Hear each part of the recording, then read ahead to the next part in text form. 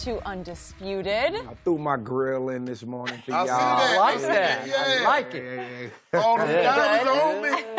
All right. Shining, baby, shining. Y'all know what it is. Thank you for being here. To get us started, tell us about Season 2 of The Deuce. All right, Season 2 of The Deuce is already being shown on HBO, 9 o'clock Sundays. It's basically 7 years after the first season. A lot of things have changed.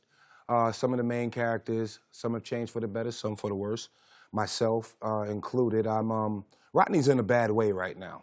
Candy's character, she's on her come up. She's starting to do the whole behind the camera thing with the porno. Right. But the pimps are, CeCe, for instance, he doesn't know, where does the pimp start and where does, business begin. I mean, it's real confusing. It's real confusing right now, but I love the writing from George Pelicanos, David Simon, Nina K. Noble. They're so hands-on with everything that, they're tapping the vein of pop culture. Yeah. So you have become a force as an actor. Obviously, The Wire, The Deuce. Thank you. You've got other projects. Yeah. They're going to do a Wu-Tang project on Hulu, Yeah, right? they You're going are. to executive produce I got an EP credit, Yeah. Skip. Way to go. That's big time. Yes, I did. So obviously, we've seen a number of rappers go from rapping to acting. Yeah. Armin, Ice OBJ. Cube, Ice-T, Yeah. Common. We can go, but still, you've made a big successful crossover. Thank you. Which means more to you? Which is more satisfying to you? What you did with Wu-Tang, or what you continue to do, or acting? Sheesh. You know what? I think all of it. I have to say all of it because I'm an all-around entertainer. I like to think I'm multifaceted. There's nothing that I can't do or can't learn to do. Music got me here. Acting's going to keep me here. Hosting Drop the Mic, well, that's a great little diversion from what I'm trying to do, but it's a great gig. We got great guests, and I'm happy, man. I'm happy, content. Are you amazed at the endurance of Wu-Tang, the longevity of its legend and popularity? I used to be. I didn't get it at first. I was never a music fanatic like that, But as the years went on and we got older and our fans grew with us and they just wouldn't let go, it was like, okay, we got something here. I think we may be like what people would call a cult classic. You know what I mean? So, when we started out,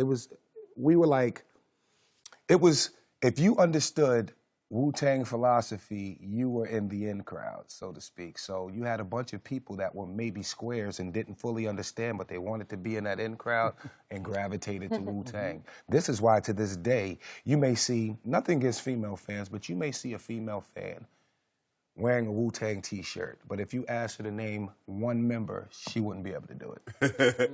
How were you guys able to carve out a niche? Because you got to think about New York. That's where it all started. How were you guys able to carve out a niche in such a heavily populated rap community? Well, we did opposite of what was going on at that era. There was a lot of suit wearing. This was just us trying to be accepted enough that our category would be televised at the Grammys. So we needed to do that. Right. We needed to throw on the suits and things like that. But we went opposite.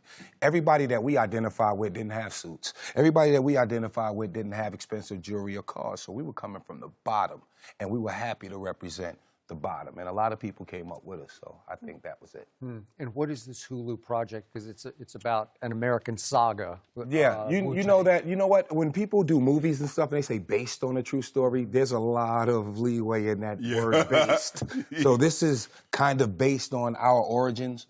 It's going to be some things that weren't in our history at all, but we're trying to make a TV show and to reflect the struggle that Wu-Tang went through from where we started to where we got. And right now, Alex, one of the writers, him and RZA are, speaking to individual clan members, trying to get it grounded enough that people, when they watch it, they'll say they can help and write it? Yeah. Yeah.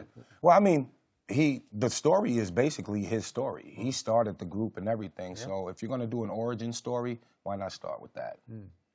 Yeah. And speaking of high-profile entertainers, what are your thoughts on Odell Beckham Jr. and what he's going through with those Giants? You know what? I recently seen that game where they got slaughtered by Philadelphia. I had matter of fact, I did a show in Philadelphia that Saturday, and I let Philly know my disdain, all right, for their team. Odell.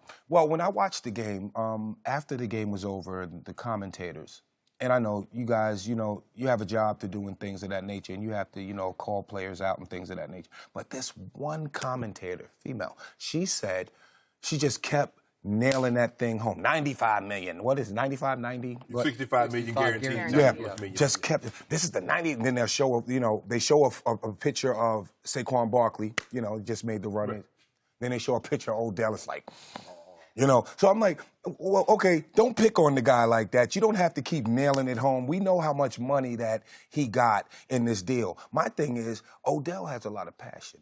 Now, if this was somebody else, besides Odell, they would say, oh, he's trying to rally his team. That's passion right there. But since it's Odell, it's like, oh, he's being a crybaby. He's doing this, that. I don't see it that way. Let me ask you a question. Okay, that's passion. Right. He's trying to rally his troops. Right. As many times you see him do this, how many times has he rallied the troops? Well, yeah, okay, point taken. Point taken. But I'll tell you this. He feels like any player on that team would feel that if he contributes, they have a better chance of winning. Right. So if they can get him the ball, he feels like I'm going to make something happen. And that's and when that's not happening, I guess that Odell, that passion. Like I said, it's gotta be passion. You know what, Matt? I would agree with you. Right. But I've seen Odell when they lose go for 11, a buck 50, and 2 touchdowns, and he doesn't lash out like this, even though they're losing. Right. So if that would be the argument, when he made that one-hand catch, he wasn't banging his head. The Cowboys blew him out. They lost. Right. So that's the argument that I'm saying, okay, I get it. If he acting out like this led his team to rally around him, they won game, okay, Odell, keep doing it. Right. If you lose a game and you catch 11 for a buck 52 touchdowns and you act like this, okay. But you can't pick and choose like, I just want to win. When I seen you lose, as long as you get your numbers you don't complain. Okay. That's my problem with Odell. Yeah, that's a great point. That is a great point right there. Yeah. I could definitely see that. But there are more than just one player on that Giants team, and a lot of people need to be called to task. Your quarterback. Yes, sir. And I've rode with Eli over the years. Never really been a big Eli fan. I was always more Peyton. But Eli, let me just say this. When he's on and he has time to pick a defense apart, no one better I'd rather have in the game, especially in the Super Bowl. But when Eli gets rattled, it just seems like, duh. And I know he's a smart guy. I'm not saying anything about his intelligence, but it just seems like the tongue comes out and it's like, what are we doing here? True. Right. He looks lost. And the coaching. Let's put the ball in the hands of the right players. You just got a new coach. I know. Let's put the ball in the hands of the right players. I know Saquon is getting his numbers because they're giving him the ball. They're finding out ways to get him the ball. It's like what the Saints did with Kamara. Mm-hmm. He's so multifaceted. It's like you could just hand him the ball, but they find so many other different ways to use him. Man, we're running out of coaches now. You got rid of Coach Coughlin. You got rid of McAdoo. So you're your third coach in about 4 years. I think that McAdoo, that wasn't fair at all. I mean, sure, Eli got benched for that game, but coaches don't make those decisions. Those come from the top.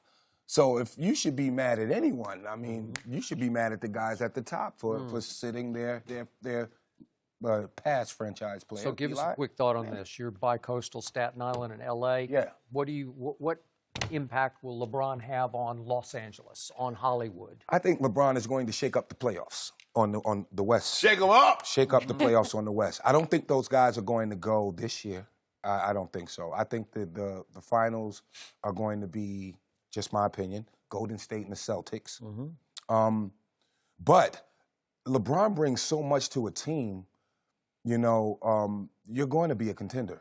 Period. So they're going to be they're going to make some playoffs. They may make it to the first round, maybe not the second round. Hopefully they do, because that just adds on to the mystique of LeBron don't go out James. in the first round.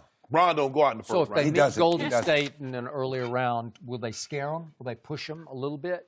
I hope so. But you never know with those games because sometimes, you know, he's always on, but the team isn't. The team isn't always on with him. So, man, you saw what JR did. You saw what JR did. Yeah, I saw what JR did, and that's not the first time JR did some craziness like that. Shout out to JR Smith. We share the last name, but not the same mentality. That's funny. Yes, sir. Truth.